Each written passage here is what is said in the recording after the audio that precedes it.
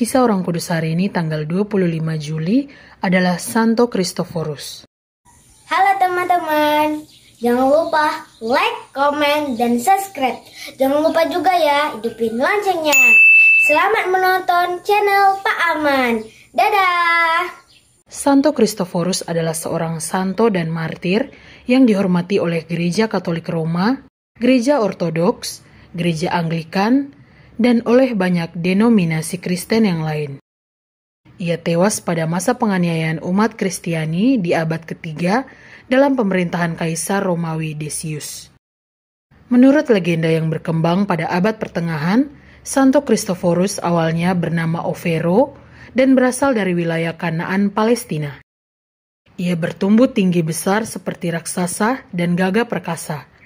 Cita-citanya ialah ingin melayani orang yang paling kuat dan berkuasa di dunia ini. Ia tahu bahwa raja adalah orang yang paling berkuasa dan selalu dikawal oleh banyak tentara yang terlatih. Karena itu ia lalu menjadi pelayan sang raja. Tak lama kemudian ia meninggalkan sang raja karena melihat bahwa raja bersama pengawalnya takut kepada setan. Maka ia lalu mengabdi kepada setan yang dianggapnya berkuasa atas manusia. Suatu kali ia berpergian bersama setan. Di tengah jalan, setan tuannya itu gemetar ketakutan tak kala melihat sebuah salib yang ditanam di pinggir jalan. Kristoforus kesal, lalu pergi meninggalkan setan itu. Ia mendirikan gubuk kecil di pinggir sungai, berdekatan dengan jalur penyeberangan yang banyak dilewati orang. Ia berupaya membantu setiap orang yang mau menyeberang, namun takut akan derasnya aliran sungai itu. Kristoforus tidak takut karena badannya yang tinggi besar dan kuat. Suatu hari datanglah seorang anak kecil meminta diseberangkan.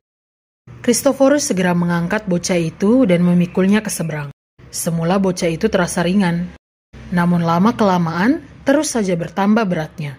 Sampai ketika berada di tengah sungai, ia merasa bagaikan sedang memikul seluruh dunia dan tak sanggup lagi untuk melangkah. Pada saat itulah bocah itu berkata, "Akulah Yesus, Tuhan semesta alam dan Raja yang paling kuat dan berkuasa. Hanya kepadaku sajalah harusnya manusia itu mengabdi." Semenjak itu Kristoforus memutuskan untuk menjadi abdi dan pelayan Yesus. Ia bertobat, menjadi Kristen dan pergi untuk mewartakan Injil ke wilayah Lisia. Di sana ia mempertobatkan banyak orang sehingga ia kemudian ditangkap dan dibawa ke hadapan raja.